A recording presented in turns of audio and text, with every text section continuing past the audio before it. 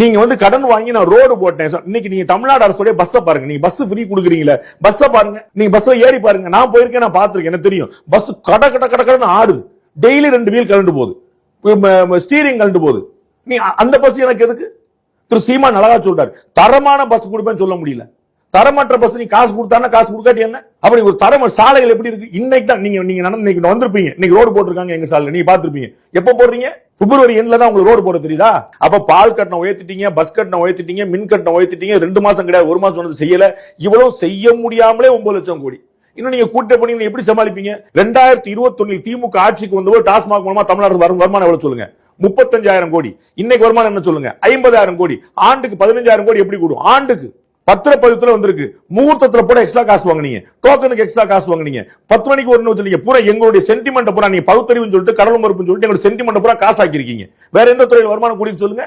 ஒரு துறையில வருமானம் கூடி சொல்லுங்க. அப்ப கோடை காலங்கிற வருஷம் வருமே. 2024 கோடை காலம் வந்துச்சு, அப்பதான ஸ்கீம் இன்ட்ரோடியூஸ் பண்ணிருந்தீங்க. 2025 கோடை காலம் வந்துச்சு. 2025 பொங்கலுக்கு நீங்க என்ன கொடுத்தீங்க? 2026 பொங்கலுக்கு என்ன கொடுத்தீங்க?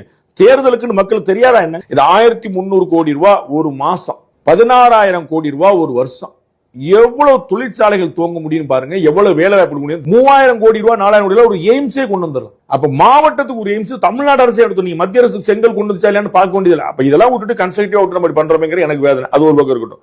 இது பலனும் அளிக்கலன்னு நான் சொல்ல வரேன். அதனாலதான் 2026 பலன் அளிக்க போறதுன்னு சொல்றேன். ஓட்டு வந்து 1 ரூபா கூட கூட்டி வாங்காது, 10 கூட கூட்டி வாங்குறதுக்கான காரணம் முன்னனுபவம். ஆனா ட்ராக் ரெக்கார்ட் வச்சு மட்டும் தான் பேசுறேன். 2024 மக்களவை தேர்தலில் திமுக கூட்டணி 100 ஓட்டு கூட வாங்கி இருந்துச்சுன்னா நம்ம நம்பலாம்.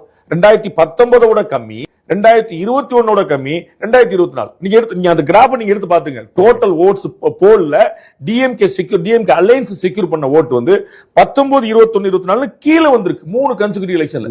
இவ்வளவுதான் நான் சொல்றேன். இது வரவேற்கத்தக்க விஷயம் இல்லைங்க. என்னோட தனிப்பட்ட பாயிண்ட். மக்கள் இதை தேர்தலுக்கான தெளிவா பாக்குறாங்க.